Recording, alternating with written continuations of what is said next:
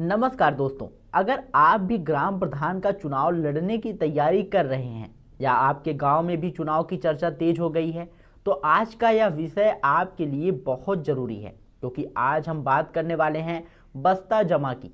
और सच मानिए, पंचायत चुनाव की दुनिया में आरक्षण सूची से भी ज़्यादा खतरनाक और पक्का संकेत अगर कोई होता है तो वही है बस्ता जमा।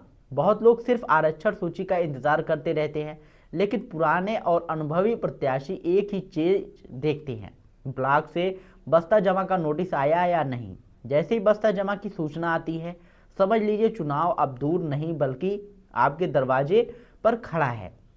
सबसे पहले समझिए बस्ता जमा होता क्या है। बस्ता जमा का मतलब होता है कि पिछले 5 साल में ग्राम पंचायत में जितना भी काम हुआ है, जितनी भी पैसा आया है और खर्च हुआ है, जितनी भी योजनाएं चली, उनका पूरा हिसाब सरकार अपने कब्जे में ले लेती है। यानी ग्राम प्रधान और पंचायत सचिव के पास जो भी रजिस्टर, फाइलें, डॉक्यूमेंट्स, बैंक से जुड़ा रिकॉर्ड होता है, वह सब ब्लॉक कार्यालय में जमा कराया जाता है। सीधे शब्दों में, जिस दिन बस्ता जमा उसी दिन से प्रधान की असली पावर खत्म। अब आप सोच रहे होंगे कि सरकार ऐसा क्यों करती है, क्योंकि चुनाव आने से पहले सरकार चाहती है कि कोई भी प्रधान आखिरी समय में पैसा ना निकाल ले, फर्जी काम ना दिखा दे या कागजों में हेर फेरी ना करे के सरकारी धन का गलत इस्तेमाल ना कर दे। इसलिए चुनाव से लगभग 1 से 2 महीने पहले पंचायत को प्रशासन अपने कंट्रोल में ले लेता है। बस्ता में क्या क्या जमा होता है यह भी जान लीजिए। कैश बुक, जिसमें पैसे का पूरा हिसाब होता है। मनरेगा का रिकॉर्ड, किसको मजदूरी मिली है, कितना काम हुआ है। प्रधानमंत्री आवास योजना की सूची, शौचालय योजना की सूची, खरंजा, नाली, सड़क, हैंडपंप, स्ट्रीट लाइट जैसे विकास कार्यों का खर्च, स्टॉक रजिस्टर, सीमेंट, बालू, पाइप, ईंट का हिसाब, कार्यवाही पुस्तिका, पंचायत की बैठकों का रिकॉर्ड, बैंक पासबुक और चेक बुक की डिटेल। मतलब सरकार ग्राम पंचायत का एक एक रुपया और एक एक काम चेक करती है। अब सबसे महत्वपूर्ण बात, बस्ता जमा कब होगा? तो 2026 में। अभी आधिकारिक तारीख घोषित नहीं हुई है, लेकिन हर पंचायत चुनाव का पैटर्न लगभग एक जैसा रहता है। पहले परिसीमन, फिर आरक्षण सूची और उसके तुरंत बाद बस्ता जमा। 2026 चुनाव को देखते हुए सबसे ज़्यादा संभावना है कि मार्च के आखिरी सप्ताह से अप्रैल के बीच बस्ता जमा की प्रक्रिया शुरू हो जाएगी। और जिस ब्लॉक में बस्ता जमा शुरू, वहाँ ब्लॉक में 40 से 50 दिन के अंदर मतदान हो जाता है। यानी अगर आपके ब्लॉक में अप्रैल में बस्ता जमा हुआ तो समझ लीजिए मई या जून में वोटिंग लगभग तय है। अब एक और ज़रूरी सवाल, बस्ता जमा के बाद क्या होता है? सबसे बड़ा बदलाव यह होता है कि ग्राम प्रधान की सारी शक्तियां खत्म हो जाती हैं। वह नया काम पास नहीं करा सकता, कोई नया प्रस्ताव नहीं भेज सकता, पैसा नहीं निकाल सकता और ना ही किसी योजना में नाम जोड़ सकता है। यानी पंचायत फ्रीज हो जाती है।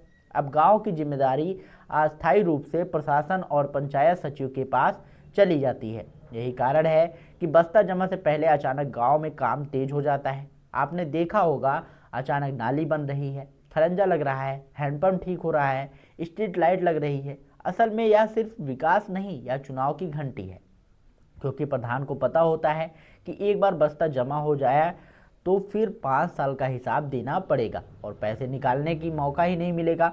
अब सबसे खतरनाक हिस्सा समझिए, बस्ता जमा बराबर जांच शुरू। जी हाँ, बस्ता जमा होते ही अधिकारियों की जांच शुरू हो जाती है। अगर रिकॉर्ड में गड़बड़ी मिली तो रिकवरी नोटिस, यहाँ तक कि FIR भी हो सकता है। कई जगह प्रधान चुनाव भी नहीं लड़ पाते क्योंकि उन पर जांच चल रही होती है। इसलिए बस्ता जमा से पहले रात रात भर रजिस्टर ठीक होते हैं। सचिव और ग्राम प्रधान साथ बैठते हैं, पुराने कागजात ढूंढे जाते हैं, मास्टर रोल बनाए जाते हैं। आपने सुना होगा, प्रधान जी आजकल बहुत परेशान हैं, समझ जाइए बस्ता जमा आने वाला है। अब जिम्मेदारियों के लिए सबसे काम की जानकारी, जिस दिन आपके ब्लॉक में बस्ता जमा का नोटिस जाए उसी दिन से अपनी तैयारी फुल कर दीजिए। पोस्टर, प्रचार, जनसंपर्क, बैठकी सब शुरू कर दीजिए, क्योंकि उसके लगभग 15 से 20 दिन बाद आचार संहिता लग जाएगी। और जैसे ही आचार संहिता लगी, नामांकन फॉर्म भरे जाएंगे, चुनाव चिन्ह मिलेगा और फिर असली चुनावी मुकाबला शुरू होगा।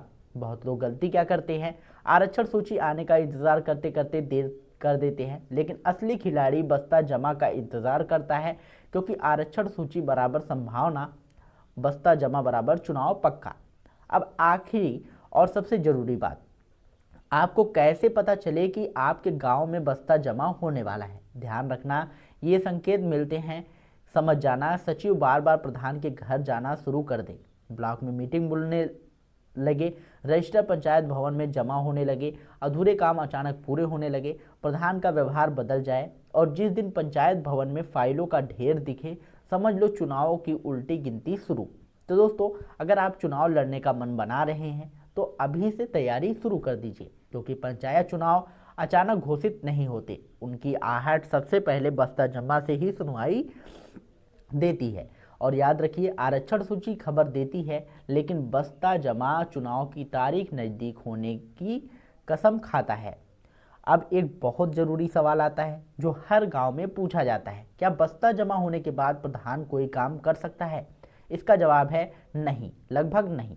बस्ता जमा के बाद प्रधान नाम का प्रधान रह जाता है। उसके पास न फाइल रहती है, न चेकबुक, न पासबुक और ना ही कोई प्रशासनिक अधिकार। अगर गांव में कोई इमरजेंसी भी आए, जैसे नाली टूट गई, पानी का पाइप फट गया या सड़क बैठ गई, तब भी प्रधान सीधे फैसला नहीं ले सकता। उसे ब्लॉक से अनुमति लेनी पड़ती है और ज़्यादातर मामलों में अधिकारी साफ कह देते हैं अब चुनाव पास है, नया काम नहीं होगा। इसलिए गांव के लोग बस्ता जमा के बाद अक्सर कहते हैं अब प्रधान कुछ नहीं कर पाएंगे। अब बात करते हैं रणनीति की। जैसे ही बस्ता जमा होता है, गांव में दो तरह के लोग एक्टिव हो जाते हैं, मौजूदा प्रधान और नए दावेदार। मौजूदा प्रधान कोशिश करता है कि अपने 5 साल की उपलब्धियां गिनवाएं, लोगों को याद दिलाए कि मैंने यह कराया वह कराया। लेकिन नए उम्मीदवार का सबसे बड़ा हथियार होता है जनता की नाराजगी, क्योंकि बस्ता जमा के बाद कोई नया काम नहीं होता, जनता की समस्याएं अटक जाती हैं, लोग परेशान होते हैं और यही सही समय होता है जब नया उम्मीदवार लोगों से कहता है देखिए अब यह कुछ नहीं कर पाएंगे, मौका दीजिए, अगली बार सब ठीक करेंगे। इसलिए बस्ता जमा नए उम्मीदवारों के लिए सबसे बड़ा मौका होता है।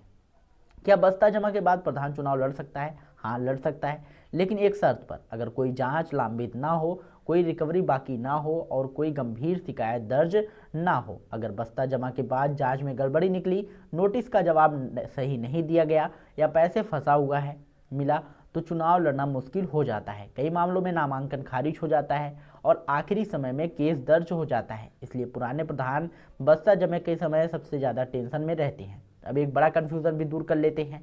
पहले बस्ता जमा होता है या आरक्षण सूची?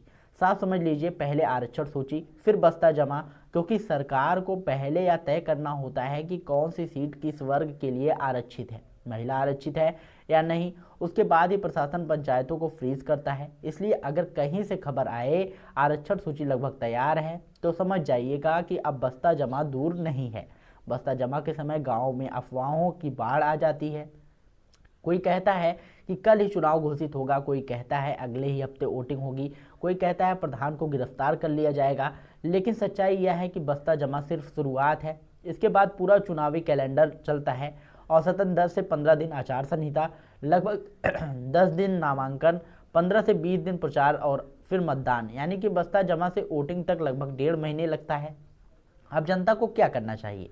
अगर आपकी पेंशन पक्की है, आवास की शिकायत है या किसी योजना में नामांकन जुड़वाना है, तो बस्ता जमा से पहले ही भाग दौड़ कर लें, क्योंकि बाद में हर अधिकारी यही बोलेगा अब चुनाव है, बाद में देखेंगे। और अब इस पूरे वीडियो की सबसे बड़ी गोल्डन लाइन सुन लीजिए। पंचायत चुनाव की असली घड़ी ना तो टीवी पर आती है, ना ही अखबार में छपती है, वह गांव के पंचायत भवन में बस्ता जमा के दिन बजती है। जो इस संकेत का समझ गया वही समय पर तैयारी करता है, बाकी लोग बस तारीख का इंतजार करते रह जाते हैं। दोस्तों, अगर यह जानकारी आप लोगों के लिए काम की लगी हो तो वीडियो को लाइक करिएगा, शेयर करिएगा और यदि चैनल पर पहली बार आए हों तो चैनल को सब्सक्राइब करके बेल आइकन जरूर दबाइएगा। मिलते हैं नई वीडियो में नई अपडेट के साथ, तब तक के लिए जय हिंद, जय भारत।